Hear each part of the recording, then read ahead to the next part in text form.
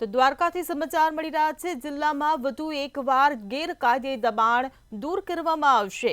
તો દબાણની કાર્યવાહી હાથ ધરવામાં આવશે। ફરી એકવાર જિલ્લામાં વધુ એકવાર ગેરકાયદે દબાણોને દૂર કરવામાં આવશે। તંત્ર દ્વારા ગેરકાયદેસર દબાણ હટાવ ઝુંબેશ હાથ ધરવામાં આવશે।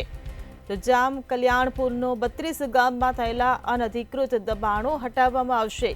106 ધાર્મિક દબાણોની તંત્ર દ્વારા નોટિસ આપવામાં આવી છે।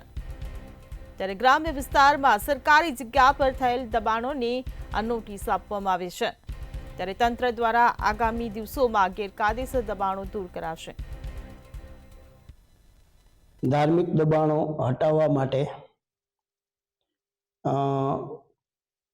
કલ્યાણપુર તાલુકાના કુલ 32 ગામોમાં મળી 106 દબાણો શોધેલ છે, જેમાં મામલતદાર હસ્તક, રેવન્યુ વિભાગ, તાલુકા વિકાસ અધિકારી હસ્તક, ગ્રામ પંચાયત ગામતળ વિભાગમાં અને ચીફ ઓફિસર શ્રી નગરપાલિકા રાવલ હસ્તકના દબાણોનો સમાવેશ થાય છે।